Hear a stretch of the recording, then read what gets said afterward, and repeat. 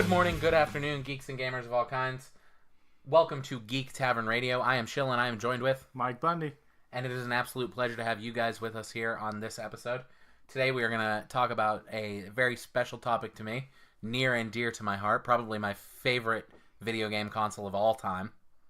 Yeah, that's a reveal, I know. Damn. Mike didn't know that. Going in hot. Yeah, going in hot. So, 2018 is coming to a close. We're in October now, right? So we've got 2 months left. Yeah, you had to think about that because holy crap, we're in October. I know, but we're coming to a close, and it is gonna be holiday soon, and we wanted to answer the question for some people whether or not it is worth it to buy a Nintendo 2DS for one of their kids this holiday, right? Yeah. And because Nintendo is putting out new consoles pretty consistently. They just released the Zelda edition of the console. They had the special Pokeball edition when it was first announced. I think they're doing an Animal Crossing one. Don't quote me on that. That I haven't heard. The newest one that just hit the shelf is it's near and dear to my heart. It is they have a name for it, the purple. The Galaxy? No, that was the 3DS. It's a while new back. one. It's not see-through like the old Game Boys, but it is that purple. Really? Yeah. Wow, I didn't know that they put out another one. Yeah. So that's news to me. I believe it comes with Mario Kart 7. Really? Yeah. Well, that's an incredible purchase right there, right? I know. So $150, you get the console and the Mario Kart game.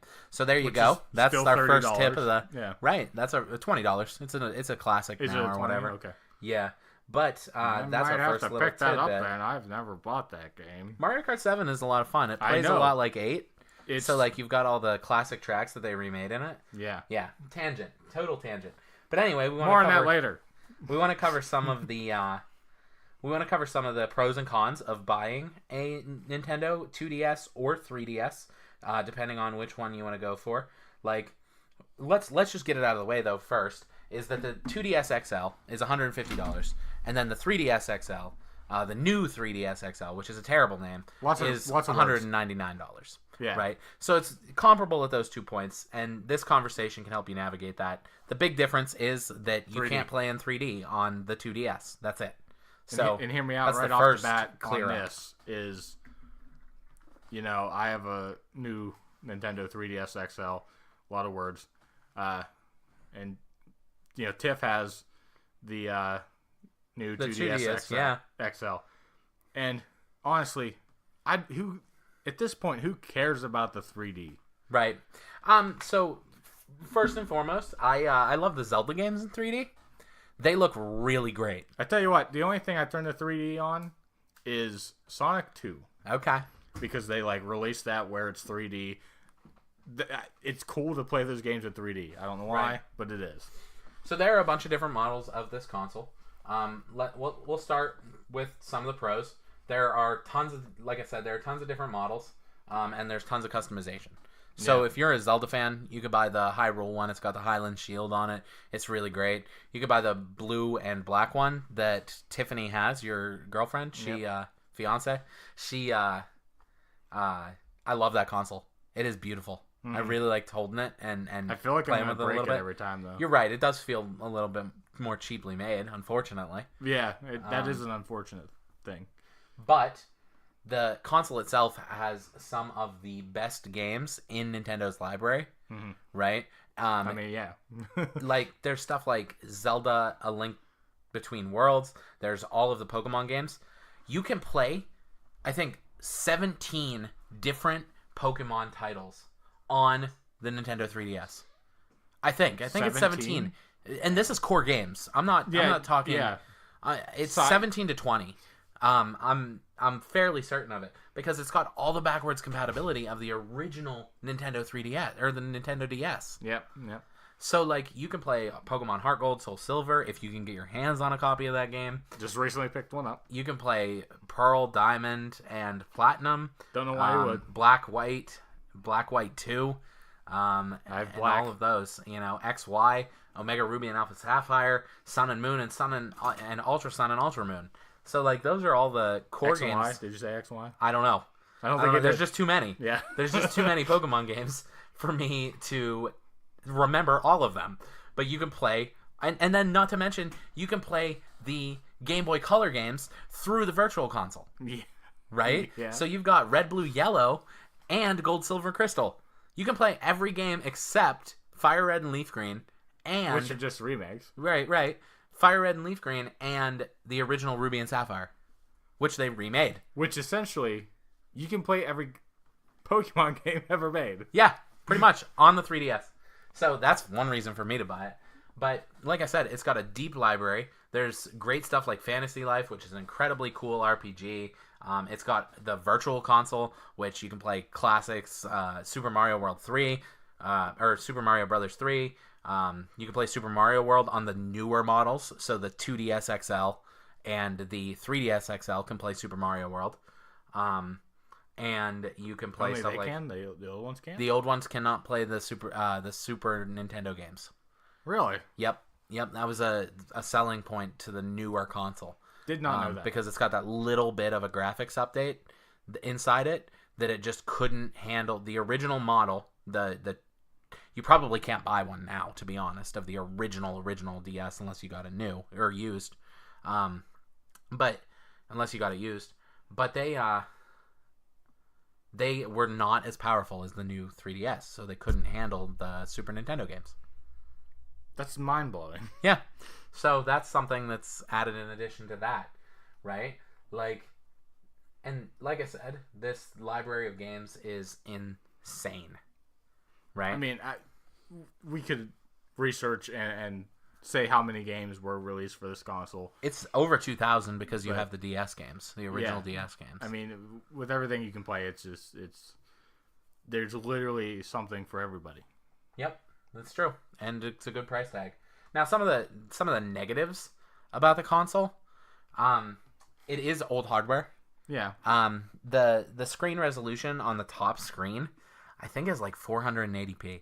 Yeah, it's not. It's not a very high quality device. The most recent new game that I played was Detective Pikachu. Yeah. Which has full cutscenes. Yep. Which I didn't play. I didn't get very far. I basically immediately traded it in just so it didn't lose its worth. Because I was like, it wasn't difficult. Like, right. It was a very, very kid-friendly game, which is great for kids. Just it wasn't my cup of tea. That amiibo is pretty cool, though. Yeah. Which I still have that. That gigantic thing that is just a mountain of plastic. Yep, it's sitting there with my other Mario amiibos because it's cool. Yeah. But the cutscenes in that, like, you could just tell, like, when they rendered them, I bet you they were, I mean, maybe not full HD, like, 1080p, but, like, if this game was ported, they could probably make it look really, really good. Right. So that's Sun and Moon too. That's the story with those. Somebody did that on their own. Yeah, they did an emulator online, and the resolution was designed in 1080p and then scaled down for the console. Yeah, which is crazy. But maybe that's what they did with Detective Pikachu as well. Yep. But yeah, and then the bottom screen, you could tell that the cutscenes were good looking, but like they looked weird because the screen is only 480. And I also think that the bottom screen is like even lower than the top. Oh, probably. The bottom screen I think is at a 320p. Yeah. Like, so that's bad, right? But the games look okay on it. Oh yeah. You can't deny that they don't look all right to play on the console. A game that we've all spent a crazy amount of hours on is Animal Crossing. Right. I would say it's still one of the best looking games, like, because the character design, is made for that size of screen or resolution. Yep. So, like, games can look good. Yeah, the games do look great on the console. Yeah. I mean, when you're playing it, you really can't tell that you're playing a 480p console unless you're really that critical of things. Now, one instance where you can tell is games that were both on the Wii U and the 3DS. Right. Games like Smash Brothers, probably the only experience I've had. Captain Toad. Captain Toad is an abysmal resolution on the 3DS. Minecraft, the resolution in that isn't great. Which you would think it wouldn't matter. I mean, it does. But it does. I mean, so there's stuff out there that if you've played it on other consoles, I would highly recommend not playing on a 3DS. 3DS is the only console in which I have not bought or played a Minecraft. It's probably the only console out there, too, that hasn't included a Skyrim. Get on it, Bethesda. Soon to come. Get on it. But so like I said, it is an old console, and it is phasing out. It is. Right? The Nintendo Switch is... we would be in denial if we didn't acknowledge that. Yeah, totally. The Nintendo Switch is way too popular, and the games are just... There's almost nothing left to the 3DS library. We're seeing, I think, now Luigi's Mansion is out. Yeah, it's out. Yeah. It's out now. So Luigi's Mansion port has come out on that. That's probably... there are a couple things still coming by holiday, I believe, because they talked about it in the latest Nintendo Direct. There's like Kirby, two or three. Yeah, they're making another Kirby game, but it's also built on an engine that they already had. Another Kirby game. It's the port of Epic Yarn. Is what I'm talking about. Right, yeah, it's already a finished game. Yeah. So they're just porting it to try to sell more copies. Which is a Wii game, so it might actually look either the same or maybe a tad bit better. I think I'd rather play it on the 3DS with actual controllers and see how it plays, but we'll see. Yeah. But like I said, it's phasing out. It is coming to a close. I assume by the end of 2018 we will have 0 new announcements for the games. Yeah, I think like Direct's coming in 2019. I would be shocked. Me too. If there's any 3DS stuff. Me too. I mean, with Pokemon transitioning, that's the powerhouse of the console anyway. Yeah. Right? Those are the best selling games on the 3DS, and they're done with the 3DS. I mean, everything at this point is jumped. I mean, a big series you could argue that was on the 3DS that we never really played is the Monster Hunter series. Yep. There's a ton on there. I don't even know how many, but I know they're pretty prevalent on that system. But we just saw with Monster Hunter Generations, Ultimate Generation, or whatever it's called. That's a 3DS port, so we're even getting that series coming over, which I know to the Switch, yeah, a pretty good selling series. Yep. So they're making their jump too. Basically, there would be nothing on, Yeah. Unless somehow, and I don't know, I don't think they'll do this because one, I don't think it would work unless it was completely a separate thing, but the same in itself. Do you think they'd be crazy enough to make the 2019 core Pokemon game on both systems? No, I don't think so either. I don't think that's going to be feasible. Although there are, since we're on Pokemon again, which is such a common theme when we're talking about handhelds. That's the handheld. I mean, that's game. Basically the only place that they've lived, thrived. Yeah. So, okay. There are rumors that come February, we're gonna get like a surprise Pokemon drop on the Nintendo Switch that is like a port of Sun and Moon. I mean, I'd love it. Yeah, they're rumored that they're porting that game to the Switch, just to, I don't know, keep the competitive community playing, I think. Or just keep the players playing in general. Right, yeah. So, I mean, it would probably be a relatively easy game to port because it is already produced in 1080. Yeah. But there's big rumors that that's floating around. And, like, if they're trying to transition all of their players from the 3DS to the Nintendo Switch, I mean, that's that. So, okay, if they do that, basically we would have a way to catch most Pokemon, right?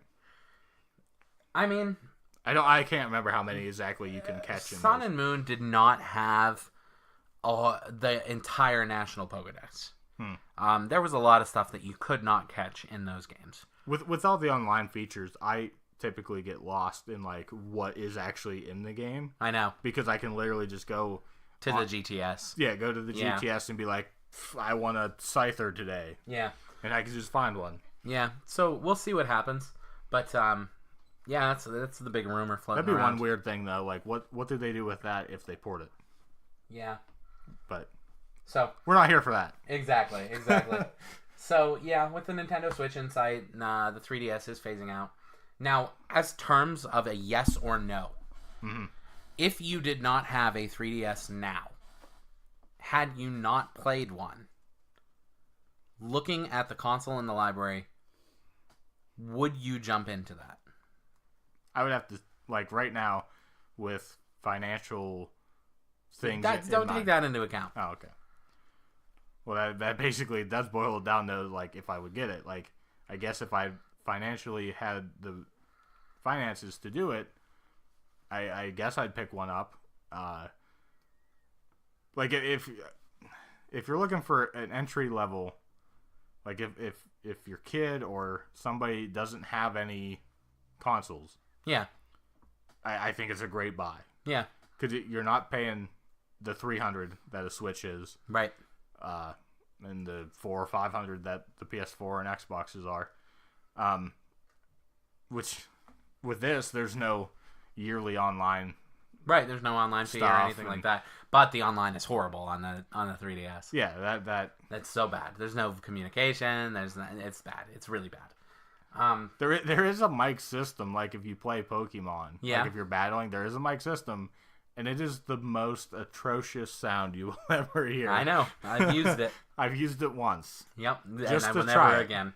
Yep. I will call the person. So, I think the answer would be the same for me. Yeah. Had I not been in gaming, had I not been playing this console, looking at all the Pokemon games for me, it's a definite yes. I mean, if you've never been in gaming and you want to play Pokemon, like we said earlier, you can literally play the whole series. Yeah, every Pokemon game. Somehow. It's crazy. So, with that, we both think that is a definite thing that you should pick up if you're trying to introduce your kids into some level of gaming. And be open-minded and actually look. Most places have a used gaming store in their area. Yep. Pick up a used 3DS XL. Or even get a 2DS. So, with that, we do have game recommendations because we are going to talk our top 5 3DS games. So, oh yeah, I will start. Coming in at number 5 for me, I mentioned it a little bit earlier. It is a wonderful RPG game called Fantasy Life. In this game, you have the ability to choose from like 6 different jobs, I think, 6 or 8. Yeah. You choose a job and you level up with that job, and you can get different materials that are associated with each job. You can sell them. You can craft different items. You can sell those items and make a ton of money and avoid a job altogether that you don't like participating in the minigame with. Alchemy. But you can hop into all of the different jobs if you want to and play all the different minigames. Plus, it has a really rich and really deep story. And a good-sized world to explore. I believe that it is a $20 game now. I'm not positive. It might still be at that $40 price tag, but it is definitely something that if you're looking to stay busy for a while, it is a great pickup. I haven't looked recently. I mean, correct me if I'm wrong. This is the game that Tom first got into. Yeah. And then you eventually got into as well. I still have to this day not picked it up and tried it. It's a fantastic game. Never played it. I wish they would. I hope they make a sequel, or at least cause they could go the Final Fantasy route with it because there's really not any room in the story for it to open up to a sequel. But they could call it Fantasy Life 2 and put it on the Switch and do the same formula. Yeah. And have a wonderful title. Yeah. So yeah, depending on the price, I might even go pick that up as well. Yeah, it's really good. Mike, what's your number 5? My number 5, I literally wrote down 5 names of the games. and I'm literally debating whether I want to go up the list or down the list because they're all so good. Yeah, it doesn't matter which way I go. I think I'm gonna go up the list, so it's basically backwards from where I written it. But we're gonna start with Pokemon X and Y. Oh goodness, yes, yes. This literally, for me, was what got me back into Pokemon. Yep. So many people. When we, like, I guess it was Tom first. I think so. Shout out to Tom today. But, you know, he started playing it, and then I think you jumped in and bought a 3DS. Like, we literally bought 3DSs for this game. We did. I'm pretty sure. I was playing, so I had a DSi, and I was playing Black and White. I was playing that game, and I think I had. I guess I briefly had one of those. I forgot. But... Yeah, so I hopped back into Pokemon to play the remake, and then I played Black and White, and I was like, man, this might be the best Pokemon game I ever played. Yeah. Right. And I still love that. Shout out to that game specifically. Mm-hmm. But I really loved it, and I was like, man, I got to play the next one. Yeah. I got to play the 3DS one. Yeah, and still this day, I think back to X and Y, and it's such a good entry point. Yes. Whether it be the learning curve. Yep. Or basically lack thereof. Yep. Yeah, right. It's so unbelievably easy. Which is fine. It's still a fun game, and maybe that's actually why it was so fun for me, because, like, I don't know. I don't know. You're a casual Pokemon player. Yeah, I don't go crazy. Yeah, you're a casual player, and I'm a hardcore player. There's a difference between us.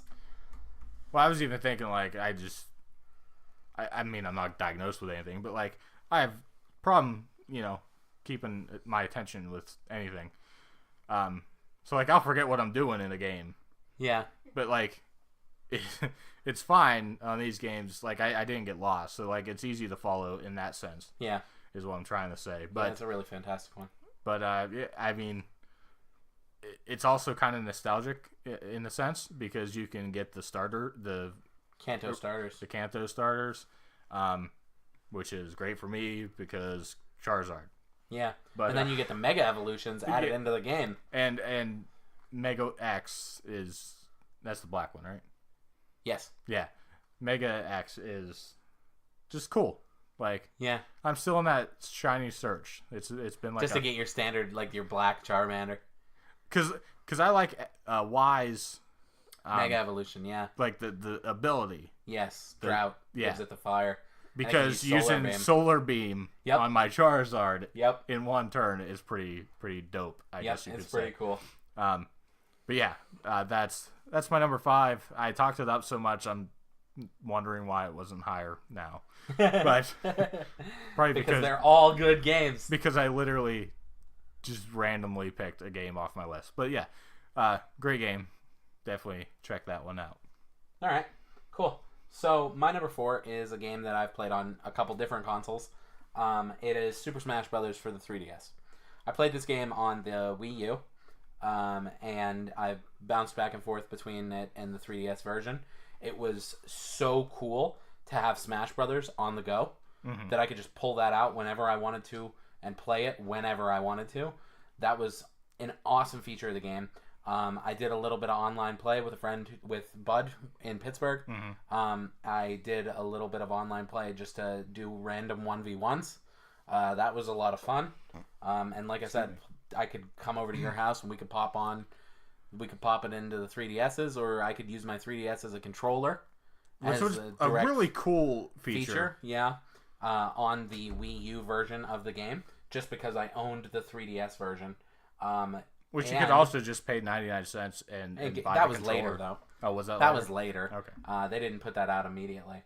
But it's one of my... Smash Brothers is, it's Smash Brothers. What can you say about it? And the 3DS version had its own stuff. Like, yes, it did. It had a game mode that was totally separate called Smash Run. Yeah. And it was like a quick running little mini game thing. Helped you get trophies and everything.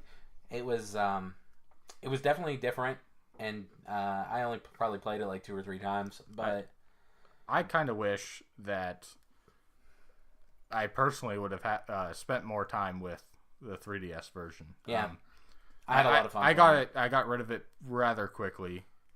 And I tell you what, that thing never lost its value. No.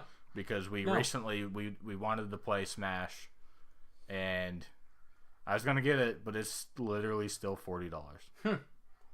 Even used, it's like $30 or something. That's crazy. Yeah. Yeah, it's a fantastic game. So I put it as my number 4 on my list. I mean, what's yours? No argument there.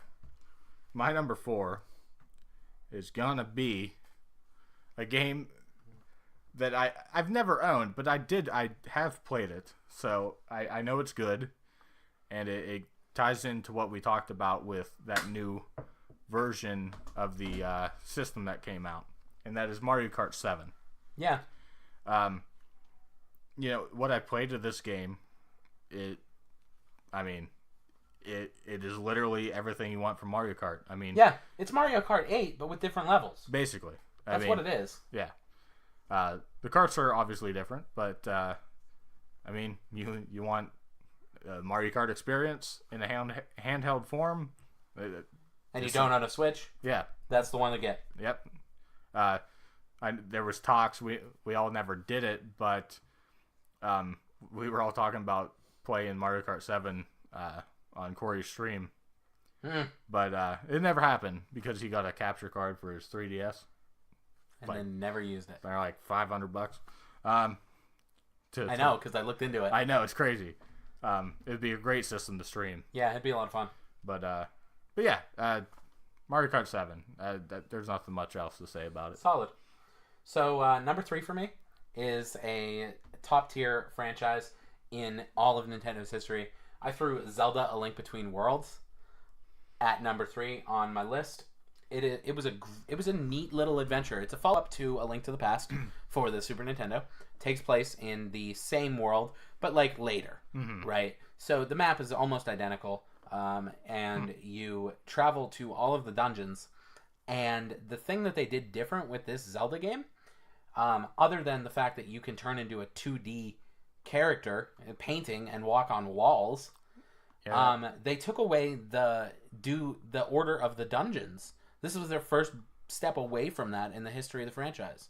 I mean, Zelda 1, you can go to whatever dungeon you want to, but they're incredibly difficult. Yeah. Right? So there's a progression. That game in general. And a different there's a curve in that game.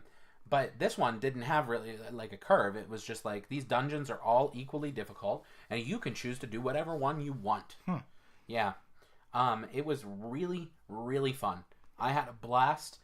It was a step into Zelda that I hadn't taken in quite some time. It actually got me back into the franchise because I didn't play Twilight Princess. I didn't play Skyward Sword. The last one I had played was Wind Waker for the GameCube. Yeah.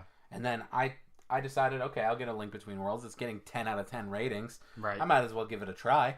So I did, and I absolutely fell in love with it. It is hands down one of my favorite Zelda games of all time. Little gaming secret confession, I guess you could say. I still have barely played A Link to the Past. I have never finished A Link to the Past. Okay. Yeah. I feel better. I still have not spent much time. I did like 3 dungeons at the most, and then I just never. Yeah. I mean, it's one of those games that's like revered as one of the most. And one of the greatest Zelda games that exists, but like I'd take Ocarina over that, and Ocarina is not even one of my favorites. Yeah, I must say, A Link to the Past is actually I love the art style of it. As do I.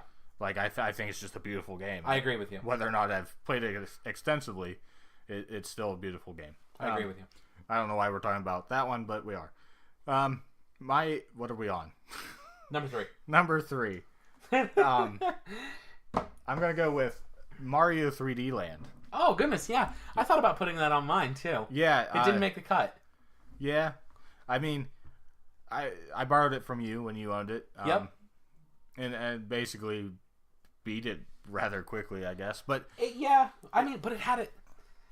So. But it was the handheld version of 3D World, basically. Well, it wasn't the same game, though. No. The levels were all different. No. But once you beat it, though, there was like a whole nother set of 8 worlds there were 16 worlds in that game. Yeah. 16. Yep. It's really a great Mario outing. That's probably going to get lost with time, I would think. Yeah, and nobody talks about it. To be honest, it is probably one of the best looking games to play in 3D. Yeah. It was. Yeah, if you get the 3D version, you know, and not the 2DS. Yeah. I think this is one of the few games that I actually played with 3D on. It is, yeah, it is amazing how good this game looks with 3D because they designed it to look good with 3D, right? I think it even helped you, if I remember correctly, like sometimes when you had to kind of look at your shadow to jump, like 3D honestly helped you with that a little bit. Yeah. I thought. Yeah, it was so cool. Such a cool Mario outing, as you had said. Like, it was fantastic to play. I really enjoyed it. Yeah. I think I enjoyed it more than I enjoyed 3D World. I enjoyed, we basically did the playthrough, not online or anything, but we played through Mario 3D World, like, with all 4 of us. Yeah, we did. That was chaos. That's an experience in itself. Yeah, but, that's madness. That's crazy. But that's why I remember that game. That's what I remember it for, is the crazy multiplayer because of that. But overall, I think the level design and all that stuff is so much better actually on the 3DS version. Yep. I guess it's not really the 3DS version. It's its own game. It's its own game. It's a 3D Land versus 3D World. Right. But fantastic games. So number 2 for me is this one. This is gonna surprise you. Pokemon Omega Ruby and Alpha Sapphire is my number 2 3DS game. Number 2. All right. So, and my number 1 is not a Pokemon game. So, Omega Ruby and Alpha Sapphire were the remakes of Ruby and Sapphire for the Game Boy Advance. These were my first real Pokemon experiences. Right? Like, it's so funny to me that your Pokemon experiences were actually much later than mine.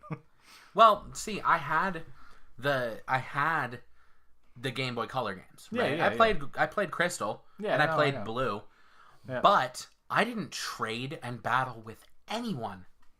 Right? Yeah. This was a game that I was just playing, and I would have conversations with people as like, oh yeah, I caught up Ditto, or I did this, or oh, I guess I didn't know how to do that at the Ruins of Alph, or all of those things, right? Like, I was communicating with people, but I wasn't really playing Pokemon. I wasn't trading. I wasn't battling. I see what you're saying now. Right? Like, I kind of, I guess, take back what I said, like, because I didn't do much of that stuff either. Yeah, I didn't have a link cable. And I did trade quite a few times on the originals. Okay. I battled Owen once and realized that his crap was way too powerful, and I was not nearly as far. That was before they capped everything at level 50. Yeah, I mean, his stuff was level 100. He was like crazy insane. Like, yep, he had all the cheat codes. Oh no, he leveled them up to that. Oh, like that's how crazy into this game we were back then. Wow. But yeah. I mean, that's what I do now. I mean, you have to now. You have to level the stuff up. But yeah. But anyway, so the remakes when they came out, Omega Ruby and Alpha Sapphire, hands down, I was like in it. I was like, this is going to be amazing. They brought back secret bases, which was a cool feature that you could design your own room basically, and then share it with your friends. It had, when Fire Red and Leaf Green came out, the only reason I wanted those games was to get the wireless adapter that came with it so that I could trade wirelessly with my friends, like on Ruby and Sapphire. What mind-blowing technology. I know, it was. I know. But yeah, this was my first real jump into Pokemon as a franchise, and to relive that nostalgia and play with even better features online, and battle with even more people. Plus, they did a lot of great stuff in that game for the competitive community. There was a lot of really great features, like the PokéNav, that helped you find Pokemon with 3 IVs. Like, I don't know if you ever even knew that. The potential that's on that thing, like the 3 stars, those are IVs. Okay. When you have 3 of them, they have 3 perfect IVs. I didn't play this extensively. Obviously, I played it when it came out. Got it day one. Yeah. Played through it. I think I might have just got the legendary that are on the covers. Oh, okay. Groudon and Kyogre. Yeah, Kyogre was the one I had. I don't think I ever... did I beat them? I don't know. Anyway. You didn't play the Game Boy Advance games either when they were in originals. I never played these until the remakes. So yeah. Oh, dude, when that opening scene opens up in Omega Ruby and Alpha Sapphire where they have the actual Game Boy graphics, I popped like a baby. I was like, this is amazing! See, I almost feel like I need to go back and play these again. Yeah, they're fantastic games. Because, not a great introduction to the series, though. Yeah, I mean, definitely don't jump into these, I don't think, right away. I had a friend that wasn't super into Pokemon, but played X and Y and really loved it, right? And as a result, they decided they were going to play Omega Ruby, I believe, or Alpha Sapphire, one or the other.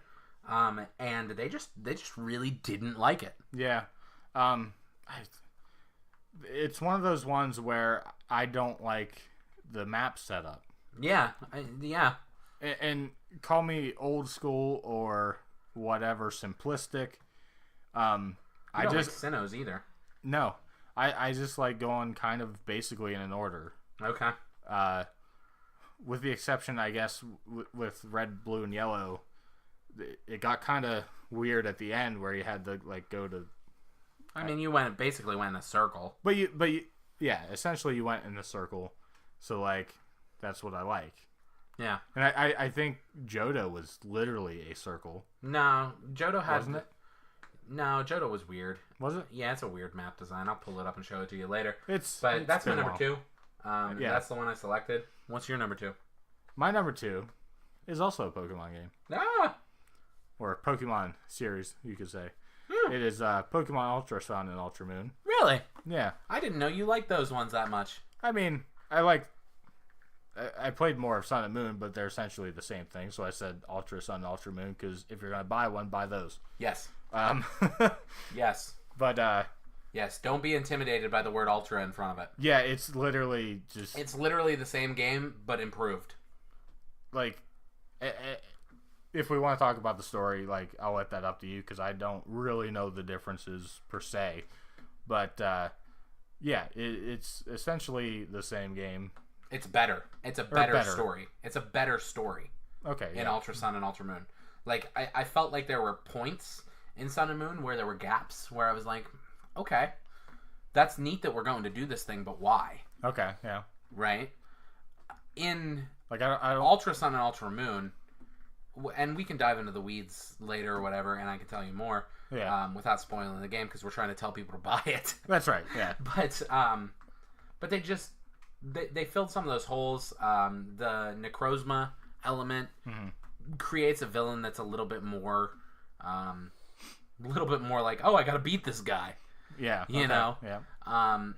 Versus the Aether Foundation, whose motivations were just kind of lackluster to me.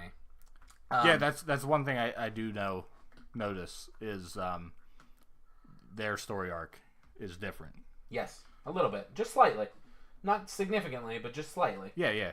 And then they, like you said, the cool ending, and this was part of the marketing campaign. The cool post game activity with Team Rainbow Rocket was just nostalgia. You fought every. I still have to beat Ultra Sun, Ultra Moon, so I really don't know. Yeah. So it's on my list, but it's game. because it's the superior version. Yeah. So yeah, yeah, that's why they're my number 2. Cool. Because I don't know. I like that map. The 4 islands. Yep. That was really neat. It was a really cool design. It felt very Orange Islands-esque. But it was also something different. You weren't on just one specific map. Yep. Going around the map you got to go island. I don't necessarily like the fact that there isn't gyms. I mean, technically, they are gyms. Well, technically, yes. There are 8 of them. Okay. There are 8 trials. All right. 7 in the original Sun and Moon. Okay. but you could call there is Soul a Galleon. Pokemon gym in Ultra Sun and Ultra Moon. I know, yeah, there is. So anyway, it's a fantastic game, and it's highly recommended. Yep, go buy that one. Yep. So, right last but not least, number one game, my absolute favorite game for the Nintendo 3DS, and I think it is a definite must-buy, is one of my favorite games of all time. It is Zelda Majora's Mask. And you own this digitally, I believe, right? I don't. I own this physically. You own this physically? I own this physically. Why have I not played it? Majora's Mask is hands down my favorite Zelda game ever. I've played all of them at this point. And you're in the minority, right? The other I don't know now. Now? Okay. Like, so, beforehand... Originally, it was Ocarina, right? My favorite one? No, that, like, people... Oh, yeah. But, so, here's what happened with Majora's Mask. When it was released for the Nintendo 64, it was a game that had a clunky saving system. It was rushed out almost to the date 1 year after Ocarina of Time. Right. It was good and fun to play. The mechanics were neat with the masks, how they added different elements. You could play as the different species, the Gorons, the Dekus, the Zoras. It was so cool. It was such a cool thing that they did. They kind of wanted to originally do it as like some type of expansion DLC thing, but then they turned it into a full game. Right. And so, like I mentioned, saving's clunky. The people didn't like the time crunch where you have 3 days to complete all of your activities, right? And it's 3 timed in-game days, not like 3 external world days. But at the end of the 3rd day, you can time travel back to the 1st day. And you lose certain items that you've accumulated. Like if you have bombs and you had 10 of them, you lose them, but you can still buy bombs again, right? You didn't lose like your bomb bag. But if you had rupees, you could, you would lose your rupees unless you deposited them into the bank. Which is a weird thing. I'm not sure how they were, Wibbly, she stamped wobbly, your hand. timey-wimey. She stamped your hand. Yeah. And it said how many, how much money you had. So I don't know. It's a time travel mechanic, blah, blah, blah. But the thing about this game is that the whole core of it is just help people solve their problems. Right? And they rewarded you with the masks. It was such a neat concept. And it did not have a great reputation when it came out. But when they remade it for the 3DS, people bought it and people played it. And people loved it. Actually played it. Yeah, they actually played it and fell in love with the game. And it has a much better reputation now as a result of the 3DS remake. But this, again, has always been my favorite Zelda game. Yeah. Hands down. So that's why it's my number one 3DS game. It goes back to, was that the one you got first for the 64? No. No? Okay. No, I played Ocarina first. I just liked Majora's Mask more. I was going to say, like, usually it comes down to, like, whatever one you ended up acquiring first. Nope. It was definitely Ocarina. Yep. Okay. Yep. So, that's my number one, and that's why I picked it. Yeah. It's worth the buy. What's your number one? Mine might be kind of not a shocker, but oh yeah, that exists kind of thing. It is a game that I was so hyped about when it came out because it was so much fun, and that is Miitopia. Wow! Yeah. Yeah. Yeah, that exists. Yeah. If I haven't had it physical, I would make you borrow it and play it, but I don't have it physical, unfortunately. But this game literally uses your Miis that you make. Yep. And also, like, I guess they're pre-made in the game. But, like, you can search random names. And maybe it's stuff that people made. I don't even know. But, like, you can cast the game. So, like, there's a genie you run into in, like, the second world. Yeah. Well, I thought it was hilarious because Will Smith is cast as the genie in Aladdin. Right. And he's basically a Will Smith. And literally you put in Will Smith and somebody made Will Smith. Or whatever. Wow. So, like, the genie looks like Will Smith. Well, I know that there were celebrities that were actually playing this game, too. Okay.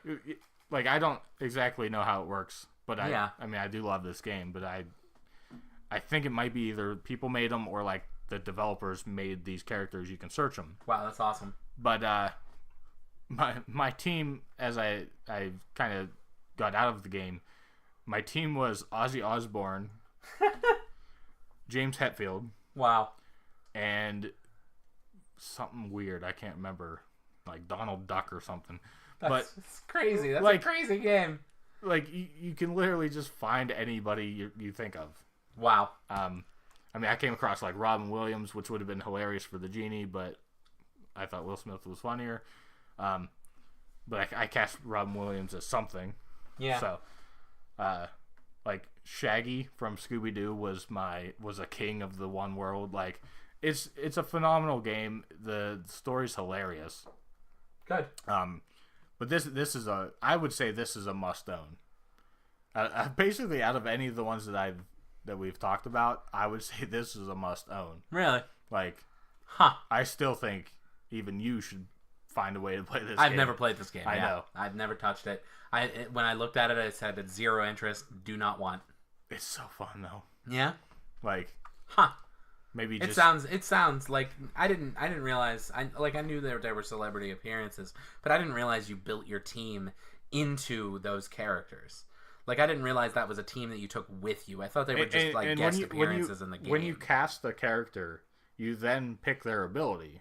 Mm-hmm. Like, and there's all these different classes, like, you know, the classic warrior or mage or you know, whatever.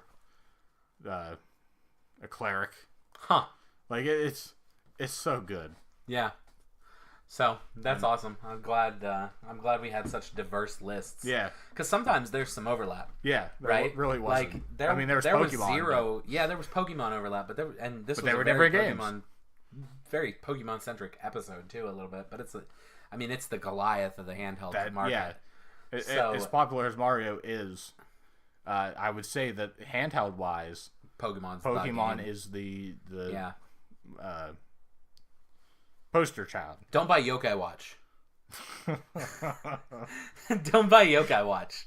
If that's what we're gonna leave with. I've heard that for like little kids, it's perfect. Okay. Like, you want to get them in the Pokemon, have them play that. Have them play Yokai Watch to lead them towards Pokemon.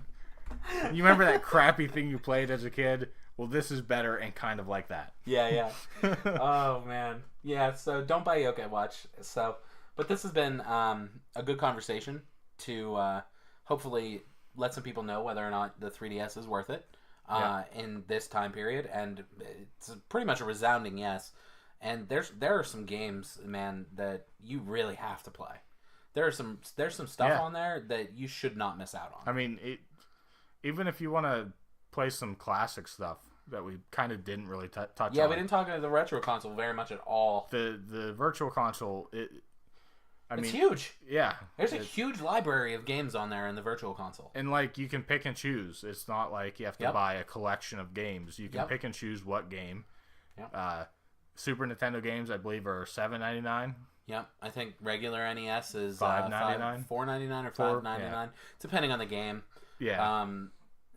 But yeah, there's stuff on there that's just crazy. There's some Game Boy Color games on there, like Zelda Link's Awakening, Zelda Oracle of Ages, and Oracle of Seasons. Oh yeah, we were playing through those. I forgot about those. Yep, those games were fantastic. I had a good time with stuff. Those. There's some real stuff on there that is hidden gems of the console, and it is so worth it to pick one up. Yeah. So, with that being said, Mike Bundy, if they have any questions about the 3DS, where can they find you? Well, you can find me on Instagram at MikeBundy316 and on Twitter at MikeBundy316.